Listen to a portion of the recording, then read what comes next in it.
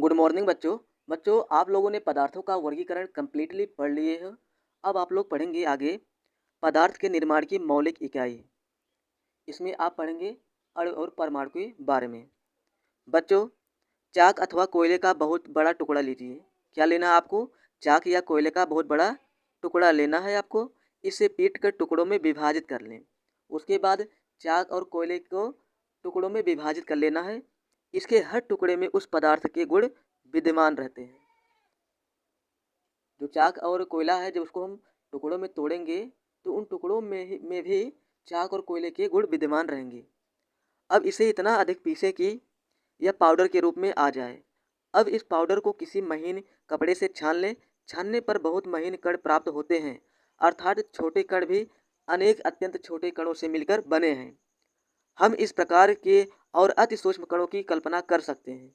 इस क्रियाकलाप से स्पष्ट है कि पदार्थ स्वयं सूक्ष्म कणों से मिलकर बने होते हैं, जिन्हें अणु या परमाणु कहते हैं। अणु या परमाणु किसे कहते हैं बच्चों? पदार्थ जिन सूक्ष्म कणों से मिलकर बना होता है उसे हम अणु या परमाणु कहते हैं। बच्चों, अब पढ़ते हैं अणु किसे कहते हैं। पदार्थ का वह सूक्ष्मतम कण जो स्वतंत्र अवस्था में रह सकता है। कैसे रह सकता है? स्वतंत्र, एकदम फ्री रह सकता है। इसको किसी से मतलब नहीं है, एकदम स्वतंत्र है। तथा जिसमें पदार्थ के सभी गुण विद्यमान होते हैं, अणु कहलाता है। किसी तत्व के सभी अणु एक समान होते हैं तथा भिन्न भिन्न तत्वों के अणु गुणों में भिन्न भिन्न होते हैं।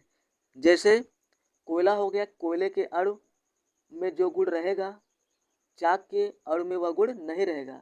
अलग अलग पदार्थों के अणु में अलग अलग गुण होते हैं, लेकिन एक ही पदार्थ के अणु में एक ही प्रकार का गुण पाया जाता है।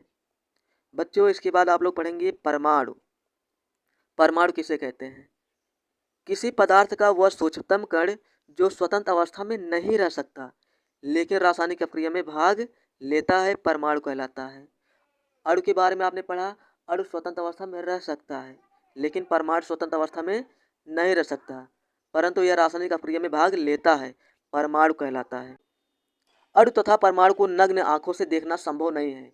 अणु और परमाणु को हम अपनी खुली आंखों से नहीं देख सकते हैं। इसे हम केवल माइक्रोस्कोप से ही देख सकते हैं, खुली आंखों से नहीं देख सकते। परमाणु आपस में संयुक्त होकर अणु का निर्माण करते हैं। किसका निर्माण करते हैं? जब परमाणु आपस में मिलते हैं, संयुक्त होते हैं, वो अपना समूह बनाते हैं, तो उससे किसका निर्माण होता है? अणु का निर्माण होता है। समान परमाणुओं के संयोग से तत्व के अणु का निर्माण होता है, जैसे ऑक्सीजन, हाइड्रोजन। भिन्न परमाणुओं के संयोग से यौगिक अणु बनते हैं, जैसे जल, कार्बन डाइऑक्साइड। अतः परमाणु किसी पदार्थ के निर्माण की मौलिक इकाई है। परमाणु क्या है? किसी पदार्थ की मौलिक इकाई है।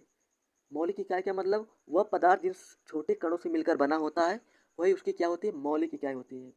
मैं आपको एक एग्जाम्पल से समझाने की कोशिश करता हूँ, जिससे क्लियर हो जाएगा पदार्थ की मौलिक इकाई क्या है।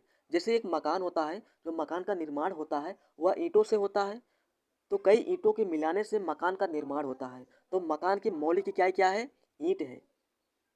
उसी तरह पदार्थ की मौलिक इकाई क्या है? परमाणु है।